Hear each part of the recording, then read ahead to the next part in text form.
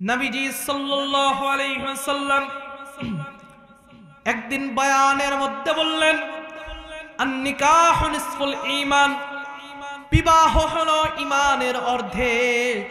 সাহাবী যখন এই কথা শুনতে পেলেন, রাসূলের দরবারে যে বললেন, সাহাবী রাসূলুল্লাহ, ইয়া হাবিবাল্লাহ, নবী গো, আপনি যখন যেই বয়ান করেন সেই কথায় আমি সাহাবী আমার জীবনের মধ্যে আমল করতে চাই, আমার জীবনের মধ্যে আমল হিসাবে কবুল করে নেই।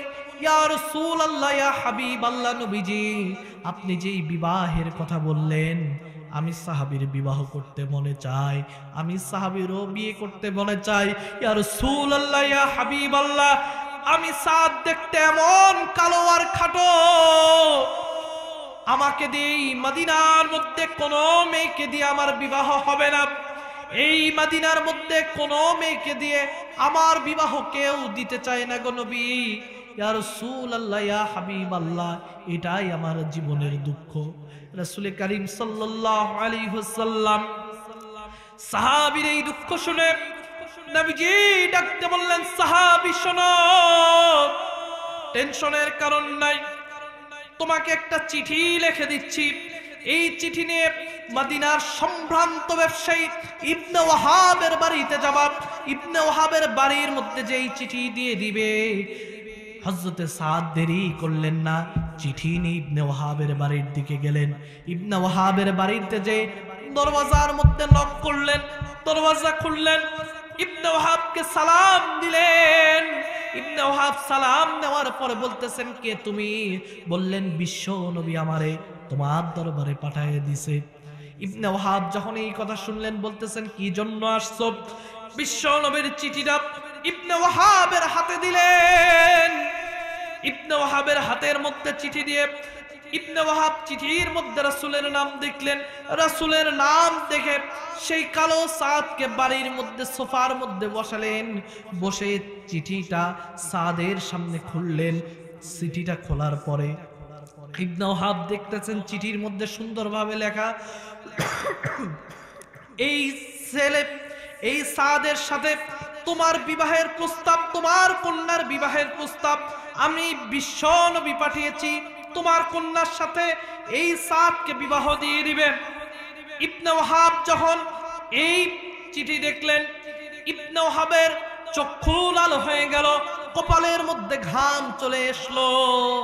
ইবনে ওয়াহাব ডাক দিয়ে বলতেছেন, ও সাদ, তুমি দেখতে এমন কালো আর খাটো, তোমার সাহস হলো কিভাবে, তোমার এত বড় হিম্মত হলো কিভাবে আমার মেয়েকে তুমি বিবাহ করবে? তুমি কি জানো আমার মেয়ে কেমন? আমার মেয়ে হলো হুরে মদিনা, এই মদিনার মধ্যে শ্রেষ্ঠ সুন্দরী হলো আমার মেয়ে, আর আমার মেয়েকে দিয়ে তোমাকে বিবাহ দিয়ে দাও, এটা কিভাবে তুমি কল্পনা করলে? হযরতে সাদ ডাকতে বলতেছেন, শোনেন, আমি কোনো প্রস্তাব আনি নাই, রাসূল আমাকে পাঠিয়ে দিয়েছে। এই কথাবার্তা যখন ইবনে সাদের সাথে যখন ওই মেয়ের বাবা চিৎকার করে যখন কথা বলতেছেন, মেয়ে ঘর থেকে সমস্ত কথাবার্তা শুনলেন। এই কথা বলে হযরতে সাদকে ঘর থেকে বের করে দিলেন ইবনে ওয়াহাব।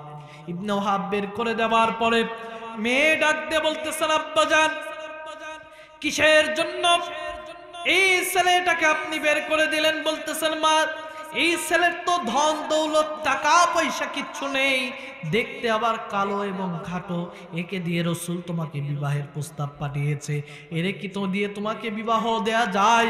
বলতেছেন, আব্বা, আপনি কি চিন্তা করেছেন এই প্রস্তাব কে পাঠিয়েছে?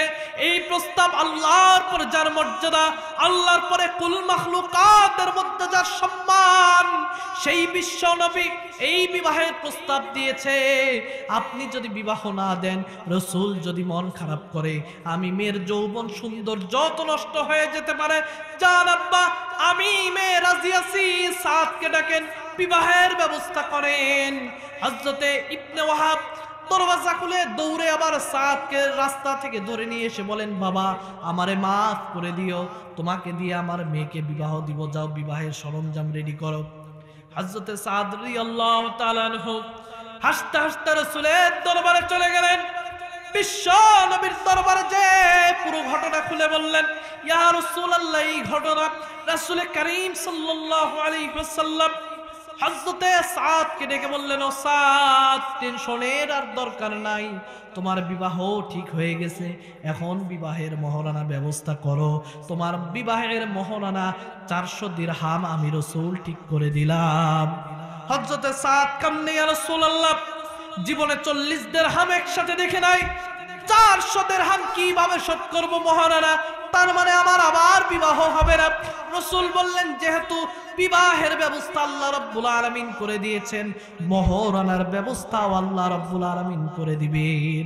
রাসূল করিম সাল্লাল্লাহু আলাইহি ওয়াসাল্লাম বললেন, যাও আমার 2 জন সাহাবীর কাছে, তাদের কাছে যে বলো তোমার মহারণার কথা, তারা তোমাকে তোমার মহারণা দিয়ে দিবে।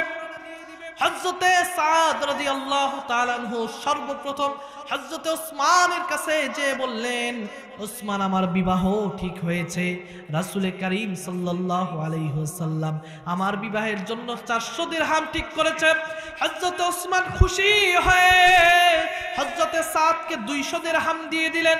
200 দিরহাম দেওয়ার পরে হযরতে সাদ রাদিয়াল্লাহু তাআলা আনহুকে 200 দিরহাম দেওয়ার পরে বললেন, সাদ, ধরো, এই যে তোমার বিবাহের মহারণা।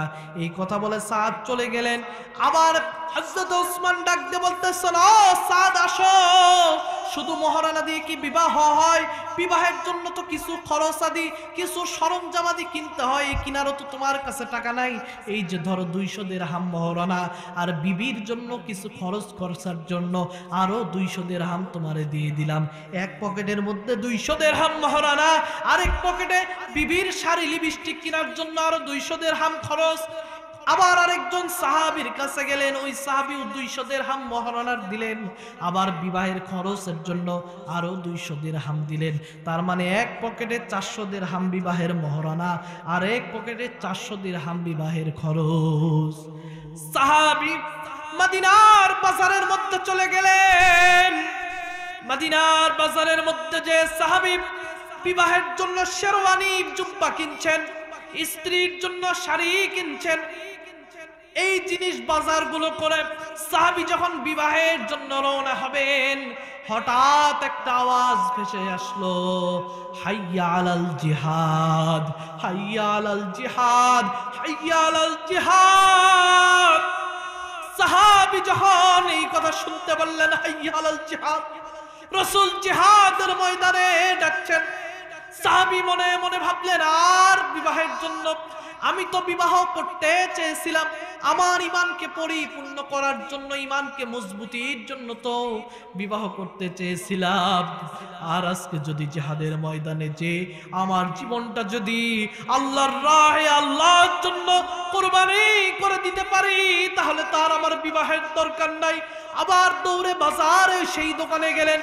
দোকানের মধ্যে যে বলতেছেন, ভাই, তোমার বিবাহের মাল সামানা ফেরত দাও, ফেরত নিয়ে আমাকে টাকাগুলো দাও। টাকাগুলো নিয়ে হযরতে সাদ একটা ঘোড়া কিনলেন, একটা তরবারি কিনলেন, তরবারি আর একটা ঘোড়া কিনে জিহাদের ময়দানের দিক সাদ যখন যায়, হযরতে সাদ মনে মনে ভাবলেন, আজকে তো আমার বিবাহের দিন, রাসূল যদি আমাকে দেখে চিনতে পারে তাহলে জিহাদের ময়দান থেকে আমাকে পাঠিয়ে দিবে। হযরতে সাদ বুদ্ধি করে একটা কালো মাস্ক কিনলেন। কালো মাস্ক কিনে এমনি ভাবে নিজের চেহারাকে ঢাকায়া জিহাদের ময়দানের প্রান্তরে গেলেন। রাসূল করিম সাল্লাল্লাহু আলাইহি ওয়াসাল্লাম জিহাদ শুরু হওয়ার আগে সাহাবায়ে কেরামদেরকে জিহাদের দিক নির্দেশনা দিচ্ছিলেন। হঠাৎ নবীজির সামনে হযরতে সাদ পড়ে গেলেন। হযরতে সাদ যখন নবীজির সামনে পড়লেন, রাসূল সাল্লাল্লাহু আলাইহি ওয়াসাল্লাম রাগ করলেন, ও সাদ, তোমার না আজকে বিবাহ, তুমি কেন জিহাদের ময়দানে? হযরতে সাদ ডাকতে বলছে, রাসূলুল্লাহ, ইয়া হাবিবাল্লাহ, আপনাকে ভালোবেসে মালিকের উপর পরিপূর্ণ ঈমান আনার জন্যই তো বিবাহ করতে চেয়েছিলাম, আর আপনি রাসূল জিহাদের ময়দানে থাকবেন, আর আমি সাহাবী বিবাহ করে বাসর ঘর কাটাবো, এমন সাহাবী গো নবী আমি নই। ইয়া রাসূলুল্লাহ, আপনি আমারে জিহাদের ময়দান থেকে পাঠায় দিবেন না, আপনি আমার জিহাদের ময়দান থেকে ঘুরায় দিবেন না, নবীজি আপনার হাত ধরে জিহাদের ময়দান থেকে পাঠায় দিবেন না। রাসূল করিম সাল্লাল্লাহু আলাইহি ওয়াসাল্লাম বলতেছেন যাও জিহাদের ময়দানে। সাহাবী জিহাদ করতে করতে এক পর্যায়ে সাহাবী জমিন থেকে বিদায় হয়ে গেলেন। জিহাদের শেষে নবীজি সাল্লাল্লাহু আলাইহি ওয়াসাল্লাম সাহাবাদেরকে বললেন, আমার সাহাবারা, যেই সমস্ত লাশগুলো, যেই সমস্ত আমার সাহাবারা আল্লাহর রাহে জীবন দিয়ে চলে গিয়েছে, এই সমস্ত লাশগুলোকে বের করো, এদেরকে তাড়াতাড়ি জানাজার ব্যবস্থা করো। যখন একটার পর একটা লাশ বের করে, এমত অবস্থায় সাদের লাশ বের হয়ে গেল। যখন সাদের লাশ বের হয়ে গেল, নবীজি বললেন, আমার সাহাবারা একটু দাঁড়াও। নবীজি সাদের লাশের কাছে দাঁড়ায়া দেখতেছেন আসমানের রৌদ্র সাদের লাশের মধ্যে লাগতেছে। নবীজি নিজের পিঠ রৌদ্রের সামনে দিয়া সাদের লাশটাকে ছায়ার ব্যবস্থা করে দেয়। নবীজি বললেন, ও আমার সাহাবারা, অত্যন্ত ইজ্জতের সাথে, অত্যন্ত মর্যাদার সাথে আমার সাহাবী সাদের লাশকে দাফন করবে। রাসূল করিম সাল্লাল্লাহু আলাইহি ওয়াসাল্লাম সাহাবায়ে কেরামদেরকে যখন এই কথা বললেন, সমস্ত লাশকে দাফন করার পরে নবীজি সাদের কবরের সামনে দাঁড়ায় আছে। নবীজি এক পর্যায়ে সাদের লাশের কবরের সামনে দাঁড়ায়া চোখের পানি ফেলে কান্নাকাটি করলেন। চোখের পানি ফেটে নবীজি কান্নাকাটি করছেন। কান্নার পরে আবার নবীজি হাসছেন। সাহাবায়ে কেরাম বলছে, রাসূলুল্লাহ, ইয়া হাবিবাল্লাহ, নবী গো, কি জন্য আপনি কান্নাকাটি করলেন? বলতেছে, ও আমার সাহাবারা, শুনে নাও, আজকে আমার সাহাবী সাদের তো বাসর ঘর হওয়ার কথা ছিল, আবার সাহাবীর তো আজকে বিবাহের বাসর ঘর হবার কথা ছিল। আমার সাহাবী বাসর ঘর না করে জিহাদের ময়দানে এসে আল্লাহর রাহে জীবন দিয়ে জমিন থেকে বিদায় হয়ে গিয়েছে। এই জন্য আমি রাসূল কান্দি। ইয়া রাসূলুল্লাহ, হাসার কারণ কি? বলতেছ, আমার সাহাবারা, শোনো, হাসির কারণ হলো আমার সাহাবী সাদের এত ইজ্জত সম্মান আল্লাহ রাব্বুল আলামিন দিয়েছে। সাদ কবরে যাওয়ার পরে সাদের ইজ্জতকে আল্লাহ এমন ভাবে বুলন্দিত করেছে, আসমানের মধ্যে, জান্নাতের মধ্যে যত হুর গেলমান ছিল সাদকে রিসিপশন করার জন্য, সাদকে নেয়ার জন্য দৌড়ে দৌড়ে আসছিল। এই জন্য আমি রাসূল হাসছিলাম। ও আমার সাহাবারা, তোমরা লক্ষ্য করেছি না, আমি রাসূল আমার মুখটাকে এমনি ভাবে সরিয়ে নিয়েছি। সাহাবা বললেন, ইয়া রাসূলুল্লাহ, সরিয়ে নিয়েছেন কেন? বলতেছে, জান্নাতের হুররা যখন আমার সাদকে রিসিপশন করার জন্য আসছিল, আল্লাহ রাব্বুল আলামিন এই হুরদেরকে এত সৌন্দর্যতা দান করেছেন। ওয়া হুরুন ঈন, আল্লাহ রাব্বুল আলামিন এত তাদেরকে সুন্দরভাবে সৃষ্টি করেছেন, হুরদের সামনে থেকে অনেক সময় কাপড় সরে যাচ্ছিল। এই জন্য লজ্জায় আমি রাসূল আমার চেহারাটাকে ঘুরাইয়া নিয়েছি। এই জন্য সম্মানিত প্রিয় ভাইয়েরা আমার, আল্লাহর জন্য যারা জীবন দেয়, আল্লাহর জন্য যারা নিজেদের রক্ত দেয়, এদের রক্তের মর্যাদা আল্লাহ রাব্বুল আলামিন এমন দিয়েছেন, এদের রক্তের মর্যাদা আল্লাহ এমন দিয়েছেন, আল্লাহ রাব্বুল আলামিন এদের দুনিয়ার জমিনের মধ্যেও সম্মান দান করেন, আখিরাতের মধ্যেও আল্লাহ এদের সম্মান দান করেন। বিশ্ব নবী রহমতের রাসূলের প্রিয় কলিজার টুকরা সাহাবী হযরতে আবু হুরায়রা রাদিয়াল্লাহু আনহু একদিন নবীজির দরবারে আসলেন। নবীজি দেখতেছেন আবু হুরায়রা মসজিদের কোণের মধ্যে বসে চোখের পানি ফেলে কান্নাকাটি করছেন। রাসূল করিম সাল্লাল্লাহু আলাইহি ওয়াসাল্লাম হযরত আবু হুরায়রা রাদিয়াল্লাহু আনহুর কান্নাকাটি যখন দেখলেন, নবীজি বললেন, ও আবু হুরায়রা, আমার কাছে এসে একটু বসো। আবু হুরায়রা কান্নার কারণ কি বলো রে আবু হুরায়রা? হযরত আবু হুরায়রা ডাকতে বলেন, রাসূলুল্লাহ, নবী গো কান্নার কারণ জিজ্ঞেস কইরেন না, কান্নার কারণ আপনারে বলতে পারবো না গো রাসূল, আপনি দিলের মধ্যে কষ্ট পাবেন। রাসূল তো এমন নবী তিনি ছিলেন, এমন নেতা তিনি ছিলেন, এমন নেতা তিনি ছিলেন, কর্মীর চোখের পানি তিনি কখনো বরদাস্ত করতে পারতেন না।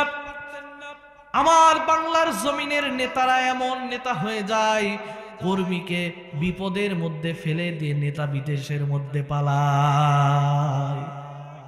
সম্মানিত প্রিয় ভাইয়েরা আমার, রাসূল করিম সাল্লাল্লাহু আলাইহি ওয়াসাল্লাম এই আবু হুরায়রাকে বুকের মধ্যে নিয়ে বলেন, ও আবু হুরায়রা, কিসের জন্য চোখের পানি ফেলে কাঁদতেছো বলো?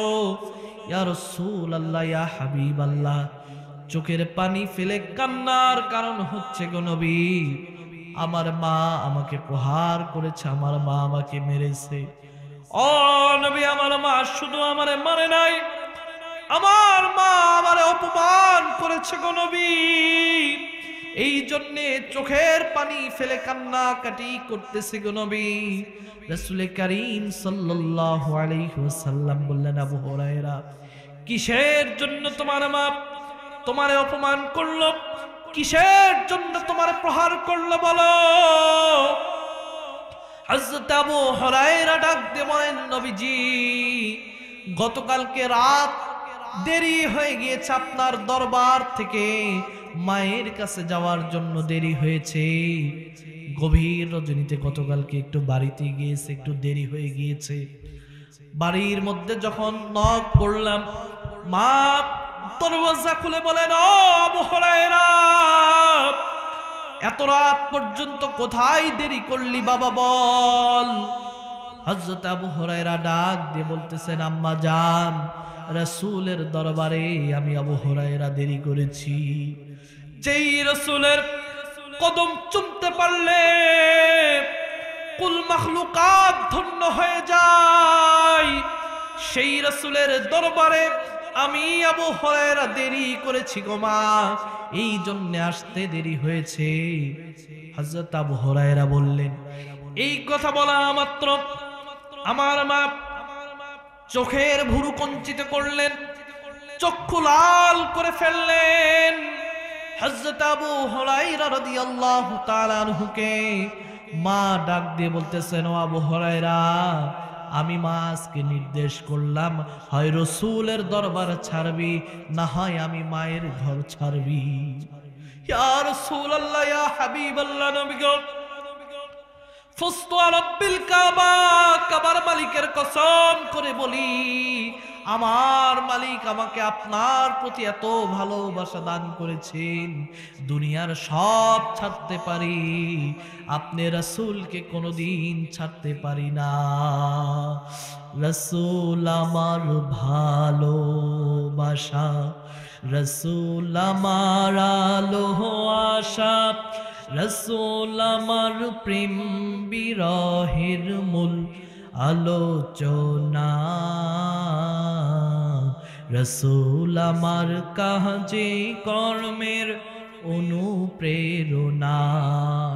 ইয়া রাসূলুল্লাহ, ইয়া হাবিবাল্লাহ, দুনিয়ার সব দরবার ছাড়তে পারি, দুনিয়ার সব ত্যাগ করতে পারি গো নবী, আপনি রাসূলের দরবার কোনোদিন আমি আবু হুরায়রা ছাড়তে পারবো না। মাকে যখন এই কথা বললাম, মা আমার উপর প্রহার শুরু করলো, আমার উপরে এমন ভাবে প্রহার শুরু করলো, আমাকে ধাক্কা দিয়ে ঘর থেকে বের করে দিয়েছে গো নবী, এই জন্য আপনি রাসূলের দরবারে এসে কান্নাকাটি করতেছি।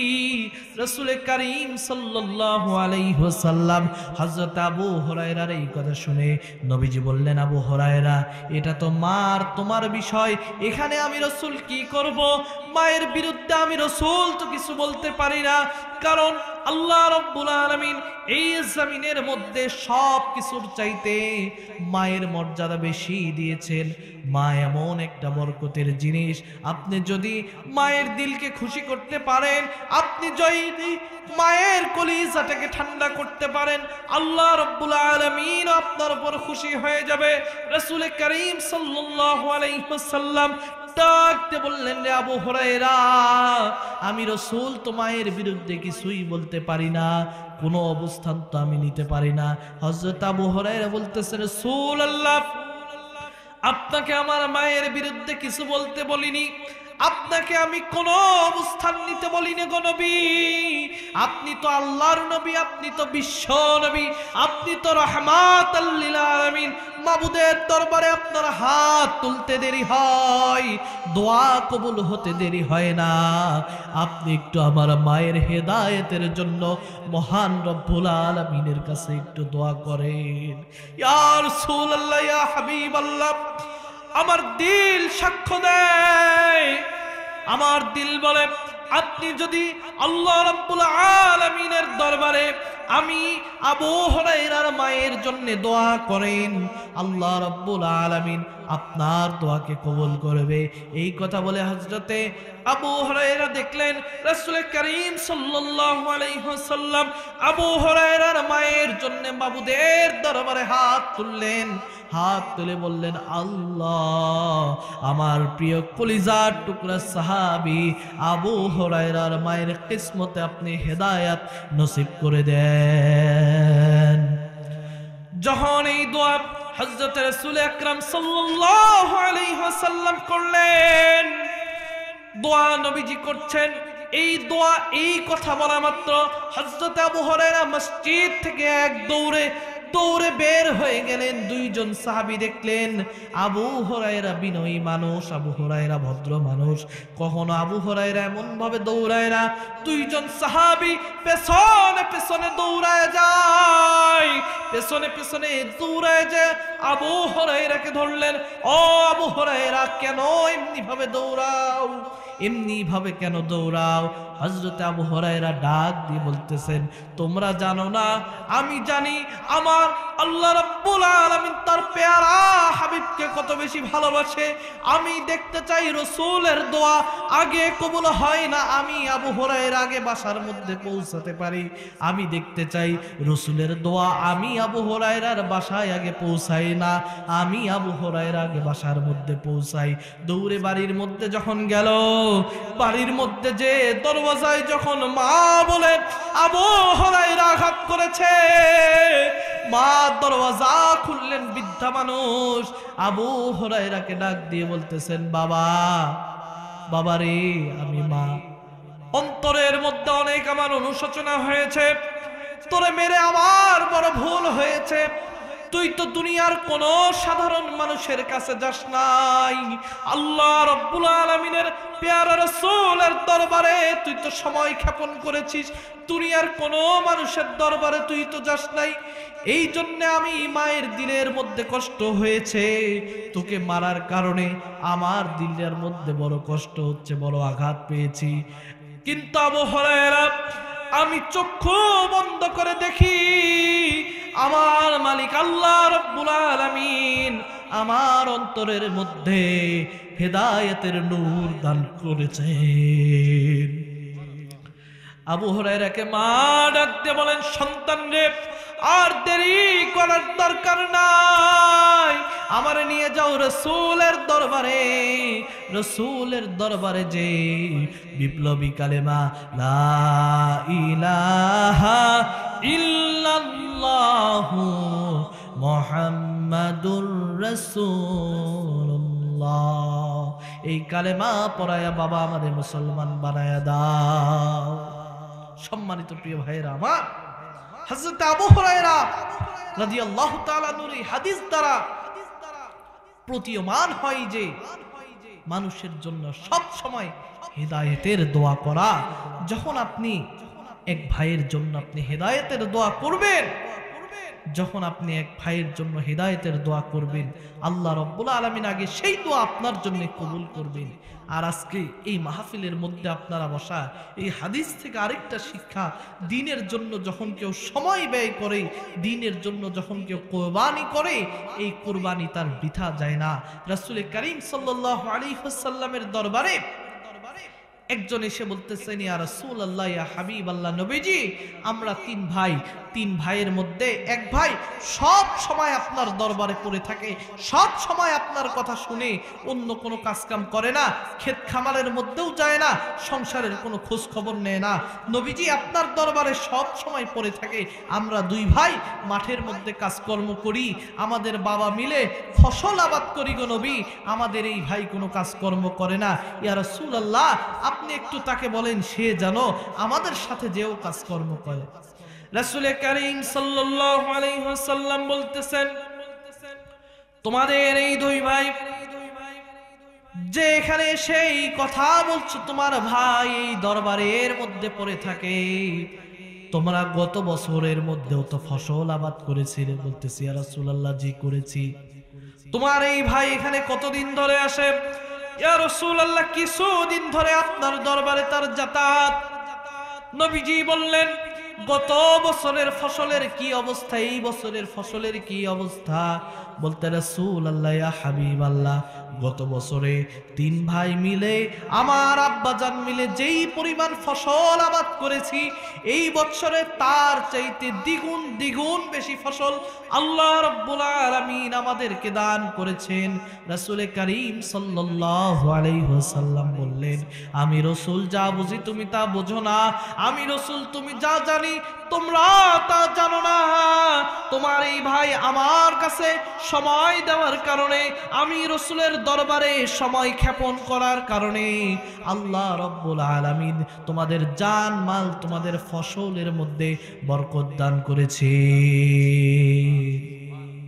এই জন্য আল্লাহর পথে যখন কেউ আসে, আল্লাহর রাহে যখন কেউ আসে, আল্লাহর দিকে যখন কেউ মুতাওয়াজ্জু হয়ে যায়, আল্লাহ বলেন, বান্দারে ওয়ানাহাত, বান্দারে আমি আল্লাহ দূরে নই, আমি আল্লাহ তোর অত্যন্ত কাছে। বান্দারে কতটা কাছে জানিস নাকি গোলাম?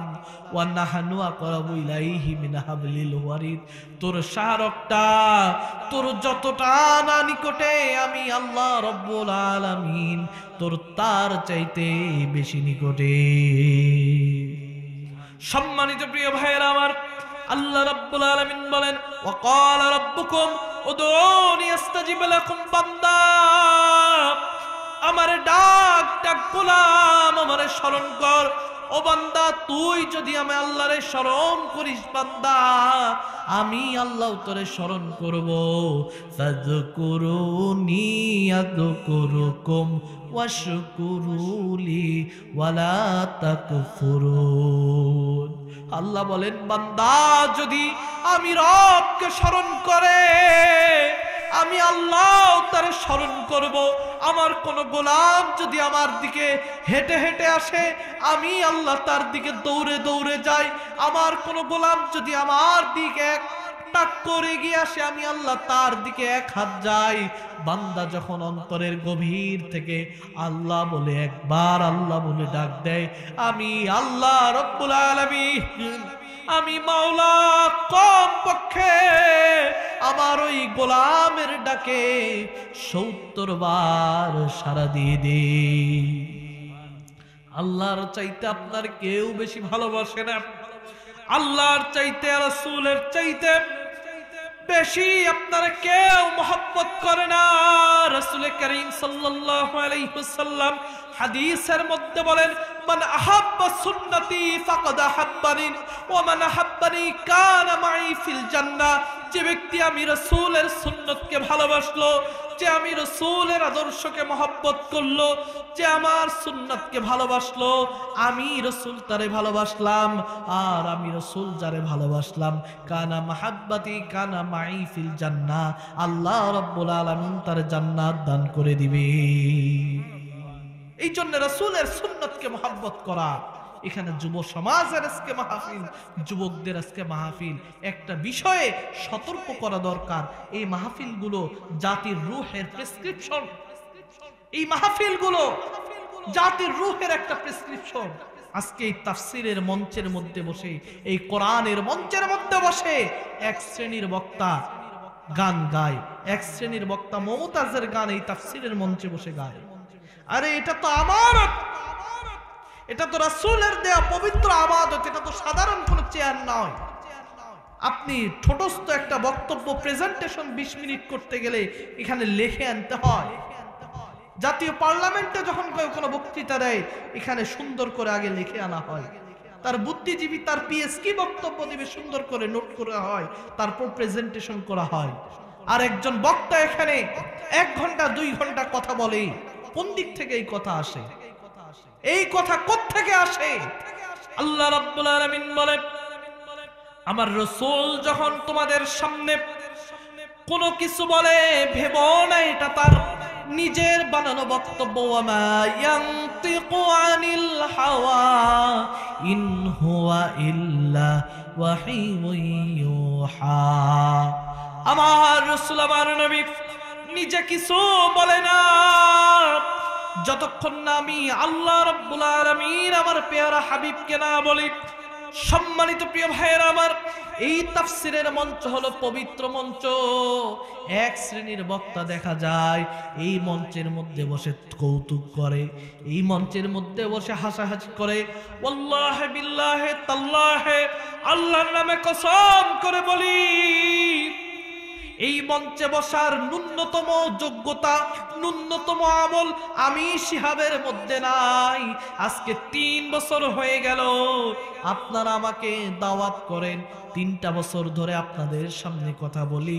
এটা নিজের কোনো যোগ্যতা নয়, আল্লাহর কোরআনের কারণে এই জাতি আমাকে সম্মান করে এখানে বসিয়েছে। সামনের দিক থেকে সিদ্ধান্ত নেওয়া দরকার। এই তাফসীরের মঞ্চে বসে কখনোই হাসি কৌতুক আর কি করার মঞ্চ নয়। বলতে পারেন হুজুর, মানুষকে কিছু বলার জন্য হাসিও দরকার, সেই হাসি যেন হয় সামঞ্জস্যতার মধ্যে। কিছু হাসির কথা বলা দরকার, সেই হাসিও যেন হয় সামঞ্জস্যতার মধ্যে। রাসূল কারীম সাল্লাল্লাহু আলাইহি ওয়াসাল্লাম সাহাবায়ে কেরামদেরকে নিয়েও তো আনন্দ করতেন, নবীজিও তো সাহাবায়ে কেরামদেরকে নিয়ে আনন্দ করতেন। নবীজির আনন্দ কেমন ছিল একটু আপনাদেরকে বলি।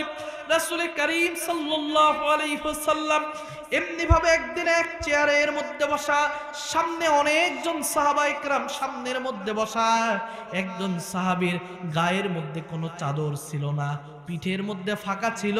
রাসূল কারীম সাল্লাল্লাহু আলাইহি ওয়াসাল্লামের হাতের মধ্যে ছোট্ট একটা লাঠির টুকরা ছিল। নবীজি সাহাবার সাথে আনন্দ করতে করতে পিঠের মধ্যে লাঠি দিয়ে এমনি ভাবে বাড়ি দিয়েছে। জোরে নবীজি বাড়ি দেয় না, এমনি ভাবে আনন্দ করতে যে বাড়ি দিয়েছে।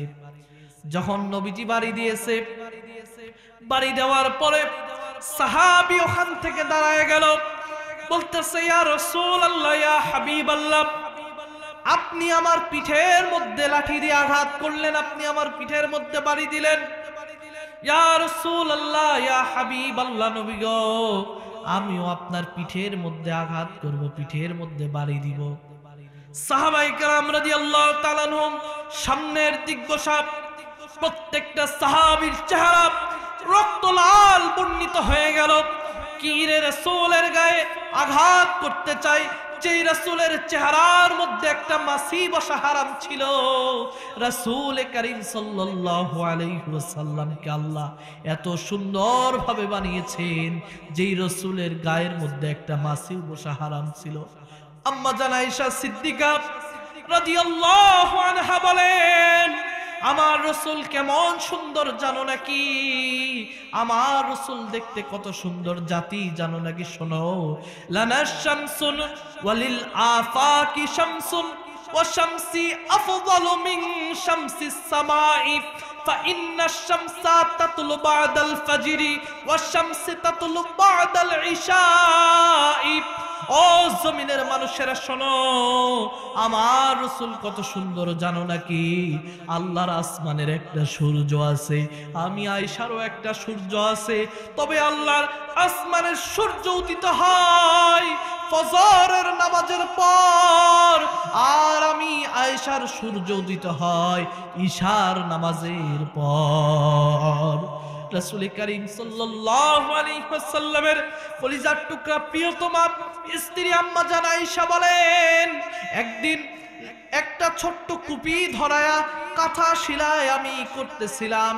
কাঁথা সেলাই করতে করতে যেই সুই দিয়ে কাঁথা সেলাই করতেছি, হঠাৎ সুইটা পড়ে গেল। সুই খুঁজতে যে ল্যাম্পের মধ্যে হাত দিলাম, হাত দেওয়া মাত্র ল্যাম্পটাও পড়ে গেল। আলো বন্ধ, অন্ধকার হয়ে গেল আমার ঘর, আলো কোনো ঘরের মধ্যে নাই। এমন সময় রাসূল করিম সাল্লাল্লাহু আলাইহি ওয়াসাল্লাম আমার ঘরের মধ্যে তাশরিফ আনলেন। আমার ঘরে নবীজি আগমন করলেন। আল্লাহ রাব্বুল আলামিন বিশ্ব নবীর চেহারার মধ্যে এমন নূর দিয়েছে, এমন নূরের প্রভাব আল্লাহ রাব্বুল আলামিন নবীজিকে দিয়েছেন। নবীজি যখন ঘরের মধ্যে আসলেন, বিশ্ব নবীর নূরের আলোতে আমি আয়েশা আমার হারানো সুইটাকে খুঁজে পেলাম। রাসূলের চেহারা সম্পর্কে সাহাবাদের আরো মন্তব্য রয়েছে। হযরত হাসান বিন সাবিত রাদিয়াল্লাহু তাআলা আনহু নবীজির কবি ছিল। কাফেররা নবীজিকে, সেই জামানার মধ্যে কবিতার প্রচলন ছিল। সাহাবায়ে কেরাম রাদিয়াল্লাহু তাআলা আনহুদের মধ্যে নবীজির কবি ছিলেন হযরত হাসান বিন সাবিত। হাসান বিন সাবিত ছিলেন বিশ্ব নবীর কবি। হযরত হাসান বিন সাবিত রাদিয়াল্লাহু তাআলা আনহু বিশ্ব নবীর শানে কবিতা লিখতেন। একদিন কাফেররা বিশ্ব নবী রহমতের নবীকে নিয়ে ছন্দের সাহায্যে গালিগালাজ করছিলেন। রাসূল করিম সাল্লাল্লাহু আলাইহি ওয়াসাল্লামের সাহাবী হযরত হাসান বললেন, ইয়া রাসূলুল্লাহ, ইয়া হাবিবাল্লাহ, নবী গো, আপনি আমারে অনুমতি দেন, আপনি আমারে অনুমতি দেন, ওই কাফেরদের জবাব কবিতার মধ্যে গালি দিয়ে তাদেরকে দিয়ে দিব। রাসূল করিম সাল্লাল্লাহু আলাইহি ওয়াসাল্লাম তাকে অনুমতি দিলেন এবং হাসান বিন সাবিতের জন্য দোয়া করলেন, আল্লাহুম্মা কওয়িল হাসান লিতানজিল জিবরাইল, ও আল্লাহ, আমার হাসানের জেহেনের জন্য জিবরাইল আমিনকে নাজিল করে আমার হাসানের শক্তিকে বাড়ায়া দেন।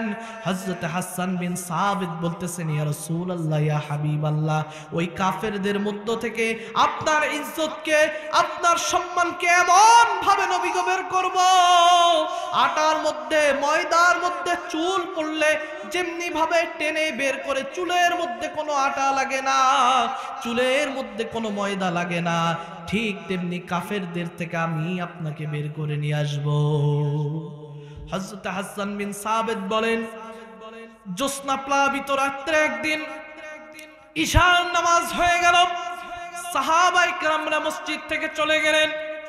মসজিদ থেকে চলে যাওয়ার পরে আমি হাসান বিন সাবিত রাদিয়াল্লাহু তাআলা আনহু রানের মধ্যে নবীজি বললেন, হাসান, তুমি আমার সামনে বসো। হাসান নবীজির সামনে বসলেন। বসার পরে নবীজি হযরত হাসান বিন সাবিতের রানের মধ্যে মাথা রাখলেন।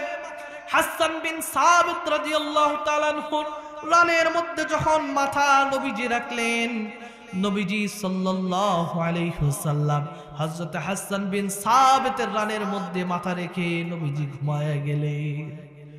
নবীজির চেহারা হযরত হাসান বিন সাবিত দুই নয়ন ভরে নবীজিকে দেখছেন, দুই নয়ন ভরে এমন কাছ থেকে দেখছেন। হযরত হাসান বলেন, কোনদিন এত কাছ থেকে আমার রাসূলকে দেখার সুযোগ পাই নাই।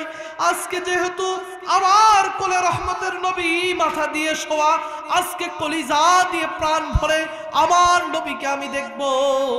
আর পূর্ণিমার চন্দ্র আছে, চন্দ্রের দিকে একবার তাকায়, একবার নবীজির দিক তাকায়। হযরত হাসান বলেন, আজকে কম্পেয়ার করব, আসমানের চন্দ্র বেশি সুন্দর না রাসূল বেশি সুন্দর? হাসান বিন সাবিত একবার নবীজির চেহারার দিক তাকায়, আবার আসমানের চন্দ্রের দিক তাকায়। এমনি ভাবে তাকাতে তাকাতে তাকাতে এক পর্যায়ে হযরতে হাসান সিদ্ধান্ত নিয়ে নিল, ওয়া আহসানা মিন কালাম তারাকাতু আইনিন ওয়া আজমালা মিন কালাম তালিদিন নিসাউ। আপনার চাইতে সুন্দর কোন মানুষকে আমার দুই নয়ন কোনদিন দেখেনি, আর আপনার চাইতে সুশ্রী কোন মানুষকে কোন মা কোনদিন প্রসব করেনি। এত সুন্দর রাসূল করিম সাল্লাল্লাহু আলাইহি ওয়াসাল্লাম ছিলেন। এই সাহাবী বলতেছেন, ইয়া রাসূলুল্লাহ, আপনি আমার ঘাড়ের মধ্যে, আপনি আমার পিঠের মধ্যে, আপনি আমার ঘাড়ের মধ্যে আঘাত করলেন। ইয়া রাসূলুল্লাহ, নবী গো, আমি আপনার ঘাড়ের মধ্যে আঘাত করব। ইয়া রাসূলুল্লাহ, আমি আপনার ঘাড়ের মধ্যে বাড়ি মারব। সাহাবায়ে কেরাম দাঁড়ায় গেছে। নবীজি বললেন, ও সাহাবারা বসো।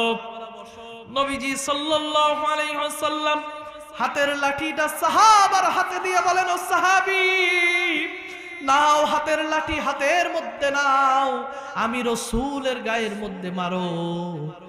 এরপর সাহাবী বলতেছেন, ইয়া রাসূলুল্লাহ, আপনি যখন আমার ঘাড়ের মধ্যে আঘাত করেছেন গো নবী, ঘাড়ের মধ্যে আমার চাদর ছিল, ঘাড়ের মধ্যে কাপড় ছিল না, আমার ঘাড়ের মধ্যে চাদর ছিল না। আপনার ঘাড়ের মধ্যে তো নবীজি চাদর দিয়ে মারা, আর খালি পিঠের মধ্যে মারা তো এক না, আপনি চাদর খুলেন। নবীজি সাল্লাল্লাহু আলাইহি ওয়াসাল্লাম আখিরি নবী, বিশ্ব নবী, কি চরিত্র আল্লাহ দিয়েছেন। ওয়া ইন্নাকা লা আলা খুলুকিন আযীম, কি মহান চরিত্রের অধিকারী আল্লাহ করেছেন। রাসূল করিম সাল্লাল্লাহু আলাইহি ওয়াসাল্লামের সামনে সাহাবারা চোখ দিয়ে পানি ফেলাচ্ছেন। আহারে, রাসূলের চেহারার মধ্যে আমাদের সামনে আঘাত করবে, এ তো মেনে নেওয়া যায় না। রাসূল করিম সাল্লাল্লাহু আলাইহি ওয়াসাল্লাম যখন ঘাড় থেকে চাদর খুললেন, ঘাড় থেকে চাদর খোলা মাত্র নবীজির ঘাড়ের বাম দিকে মোহরে নবুয়ত ছিল, খতমে নবুয়তের সিল আল্লাহ নবীজির ঘাড়ের মধ্যে দিয়েছিলেন। ছোট্ট একটা গোশত ছিল যেটা খতমে নবুয়তের সিল, খতমান নবুয়ত করে আল্লাহ দুনিয়ার মধ্যে পাঠিয়েছেন। যখন নবীজি ঘাড় থেকে চাদর খানা করলেন, ওই সাহাবী পিছনে গেলেন। যখন চাদর খুললেন, লাঠিটাকে দূরে ছড়ায়া মেরে, দূরে লাঠিটাকে ফিকে দিয়ে নবীজিকে পিছন থেকে জড়ায় ধরে নবীজির খতমে নবুয়তের উপর চুমা দিলেন। চুমা দিয়ে চোখের পানি ফেলে বলতেছেন, ইয়া রাসূলুল্লাহ, ইয়া হাবিবাল্লাহ, নবী গো, আমার দিল বলতেছে আমি আর বেশি দিন দুনিয়ার জমিনের মধ্যে বাঁচবো না, বেশি দিন আর দুনিয়ার মধ্যে থাকবো না। আল্লাহর দরবারে যখন আমারে তোলা হবে, কিয়ামতের ময়দানে যখন আমারে তোলা হবে, আল্লাহ রাব্বুল আলামিন যখন বলবেন, বান্দারে, কি আমল নিয়ে আমি রবের দরবারে আসছিস, কি ঈমান নিয়ে আমার দরবারের মধ্যে আসছিস, সেদিন কোন আমল, কোন ঈমান যদি রবের দরবারে কবুল না হয়ে থাকে, সেই দিন আমি আল্লাহরে বলবো, আল্লাহ, তোমার হাবিবের খতমে নবুয়তের ছোঁয়া আমার ঠোঁটের মধ্যে লাগায়া আনছি। তোমার হাবিবের খতমে নবুয়তের ছোঁয়া আমার এই ঠোঁটের মধ্যে লাগা। আল্লাহ, কোন আমল যদি না কবুল হয়, এই আমলের ওসিলায় আমারে তুমি মাফ করে দাও। সেই রাসূলের মধ্যে সাহাবায়ে কেরামদের ভালোবাসা কেমন ছিল। রাসূল বললেন, লা ইউমিনু আহাদুকুম হাত্তা ইয়াকুনা হাব্বা ইলাইহি মিন ওয়ালিদিহি ওয়া ওয়ালাদিহি ওয়ান নাসি আজমাইন, ততক্ষণ পর্যন্ত পূর্ণাঙ্গ মুমিন কেউ হতে পারবে না যতক্ষণ না সব কিছুর চাইতে, স্ত্রী সন্তান যা কিছু আছে সব কিছুর চাইতে আমি রাসূলকে না বেশি ভালোবাসবা, ততক্ষণ পূর্ণাঙ্গ মুমিন হতে পারবা না। আজকে রাসূলের ভালোবাসা, রাসূলের আদর্শ আজকে আমাদের মধ্যে নাই। রাসূলের আদর্শ আজকে আমাদের থেকে বিদায় নিয়েছে। আজকে ওয়াজের ময়দান, শ্রোতারা আসে, হুজুর কেমন ওয়াজ করে, আমাদের এলাকায় হুজুরকে দাওয়াত করা যায় কিনা, হুজুর কেমন ওয়াজ করে, কেমন হাসাহাসি করলো। অনেকে চিন্তা করে হুজুরের ওয়াজ শুনবো, কি ভুল করে ধরবো। কিন্তু হেদায়েতের উদ্দেশ্যে আজকে কোরআনের মাহফিলের মধ্যে যাচ্ছি। এই কোরআন তো দুনিয়ার সাধারণ কোনো কিতাব নয়, এটার সাথে যারাই লাগে আল্লাহ তাদেরকে দামি বানায় দেয়। এই কোরআনী আন্দোলনের সাথে যারা জীবন ব্যয় করে তাদেরকে আল্লাহ মর্যাদাপূর্ণ বানায় দেয়, আর কোরআনী আন্দোলনের যারা বিরোধিতা করে আল্লাহ রাব্বুল আলামিন এই জমিনে তাদেরকে লাঞ্ছিত অপমানের সাথে দেশ থেকে ভাগায় দেয়। কথা কোন ঠিক কিনা? কোরআনের বিরোধিতা করবেন না। কোরআনী আন্দোলনের কর্মীদেরকে জেলের মধ্যে নিয়ে নির্মম অত্যাচার এই বাংলার জমিনের মধ্যে করা হয়েছে। কি অপরাধ ছিল? কোরআনের পাখি আল্লামা সাঈদী কোন অপরাধ ছিল না, একটা মাত্র অপরাধ ছিল আল্লাহর কোরআনের হক কথা জাতির সামনে বলা। কোন অপরাধ তার ছিল না। গত বছরে আমার মাহফিল ছিল পিরোজপুরে, আল্লামা সাঈদী ফাউন্ডেশনের পাশে। আল্লামা সাঈদী রহমাতুল্লাহ আলাইহির কবরখানা জিয়ারত করলাম। কবর জিয়ারত করার পরে প্রিন্সিপাল সাহেব হুজুর রুমের মধ্যে আমারে বসালেন, বসায়া অবাক করা তথ্য দিলেন। বলতেছেন, মাওলানা শুনেন, আল্লাহ রাব্বুল আলামিন এই ব্যক্তিটাকে এত মর্যাদা দিয়েছেন, এত ইজ্জত দিয়েছেন গো হুজুর। শুধু বাংলাদেশ নয়, বিদেশ থেকে অনেক মানুষ আসে যারা কোরআনের পাখির কবরটাকে জিয়ারত করার জন্যই পিরোজপুরের মধ্যে আসে।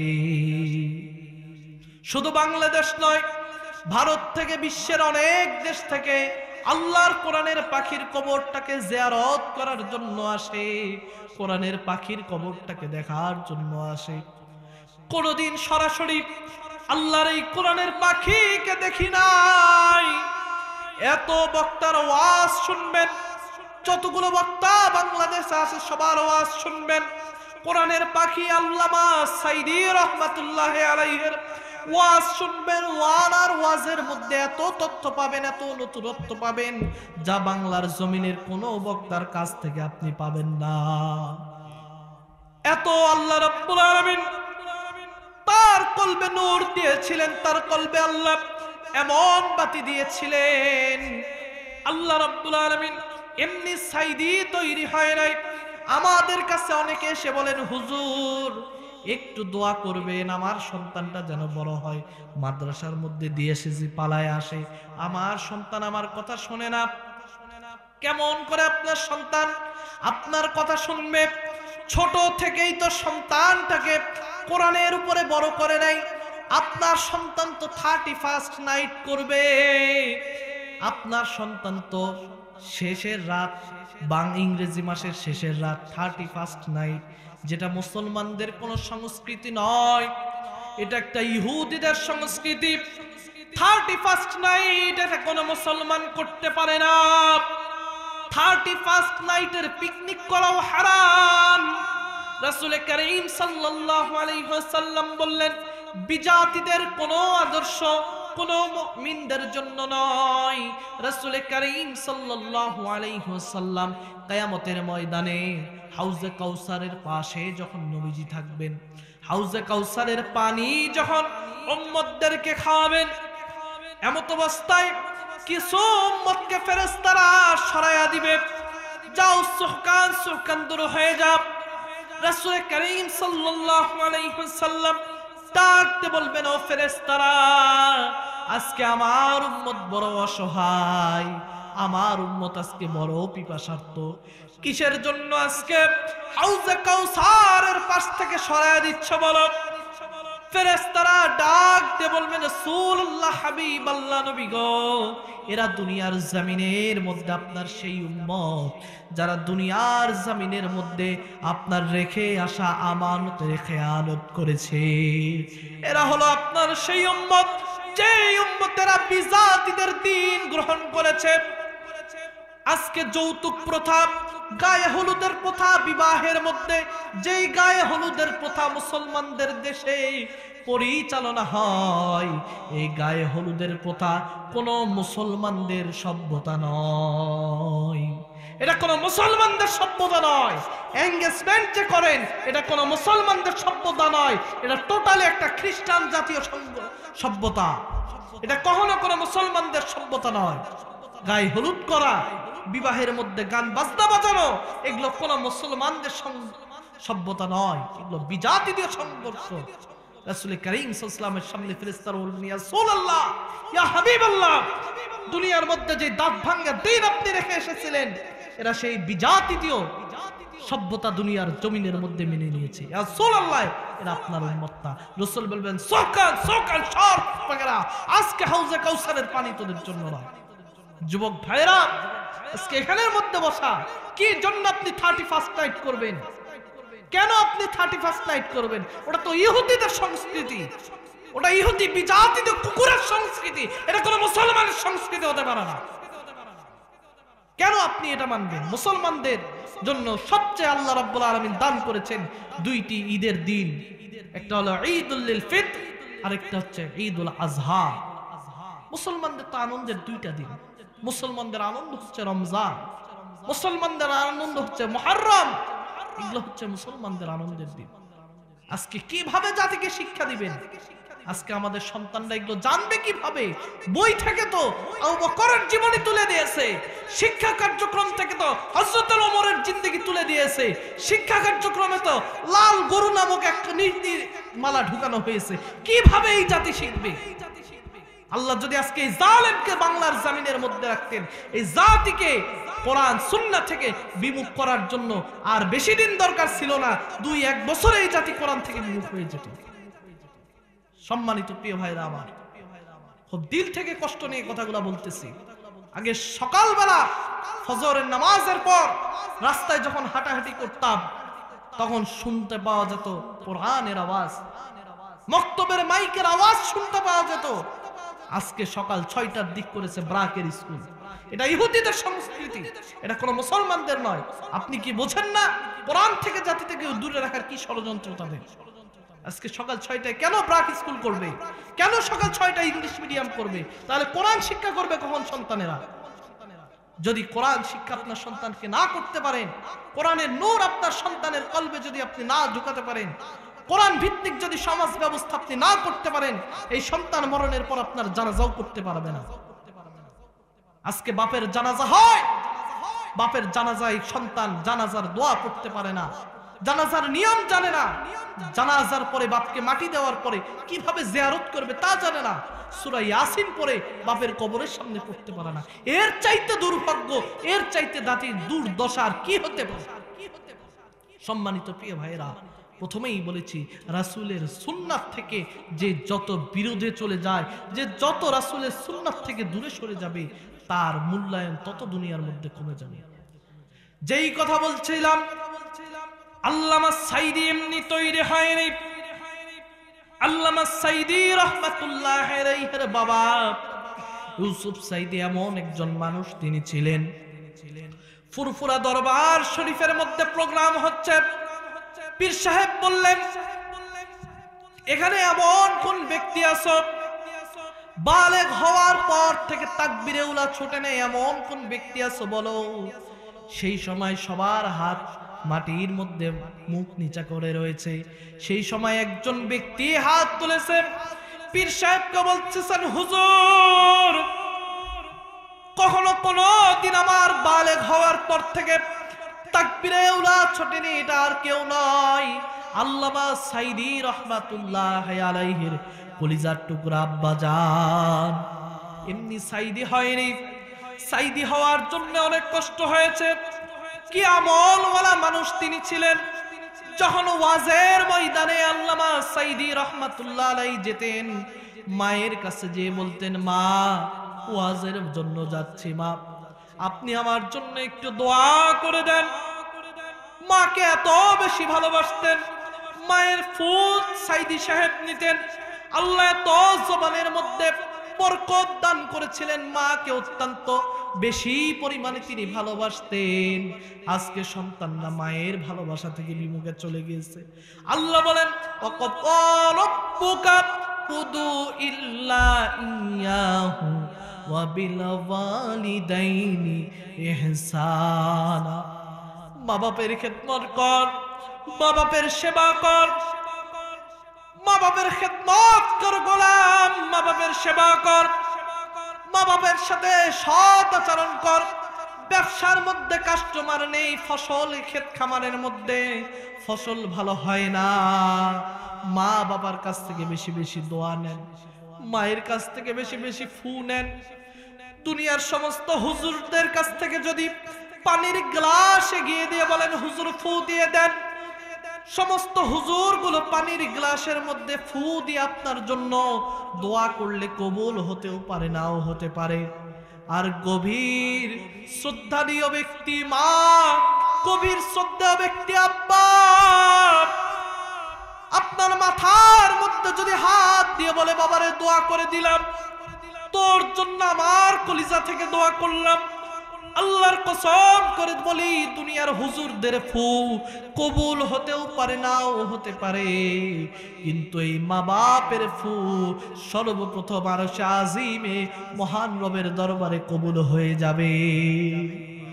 মা তো সাধারণ কোনো মা নয়, মা অনেক বরকতের একটা জিনিস। যখন পেটের মধ্যে মায়ের গর্ভের মধ্যে এসেছেন, মার খানা খেতে পারেনি, রাসূল করিম সাল্লাল্লাহু আলাইহি ওয়াসাল্লাম বলেন মায়ের গর্ভধারণের সময় নারীদের এত মর্যাদা রাসূল করিম সাল্লাল্লাহু আলাইহি ওয়াসাল্লাম দিয়েছেন, নারীদের এত ইজ্জত নবীজি সাল্লাল্লাহু আলাইহি ওয়াসাল্লাম দিয়েছেন।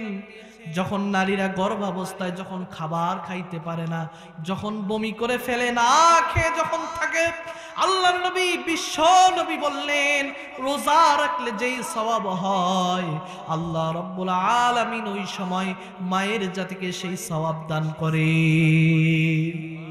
আপনাকে পেটে নিয়ে আপনার মা কত রাত নির্ঘুম, কত রাত্রের ঘুম নাই, পেটের মধ্যে লাথি মেরেছেন, চিৎকার করে মা উঠেছে, কত রাত আপনার মা ঘুমাতে পারে নাই।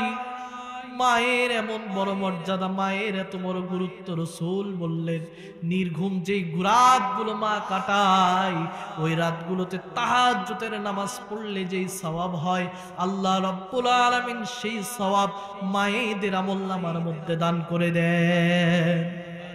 নবীজি সাল্লাল্লাহু আলাইহি ওয়াসাল্লাম বললেন সন্তান যখন প্রসব হয়ে যায়, সন্তান যখন জমিনের মধ্যে প্রসব হয়, মায়ের যখন ব্লিডিং চালু হয়ে যায়, রক্ত যখন সন্তানের জন্য মায়ের বড় বালতির পর বালতি যখন রক্ত বের হয়, সন্তানের মায়ের যখন এমন অবস্থা হয়ে যায়, রাসূল করিম সাল্লাল্লাহু আলাইহি ওয়াসাল্লাম বলেন অনেক সময় প্রিয় ভাইয়েরা এই সন্তান প্রসব করতে যে অনেক মা জমিনের মধ্যে মৃত্যুবরণ করে, অনেক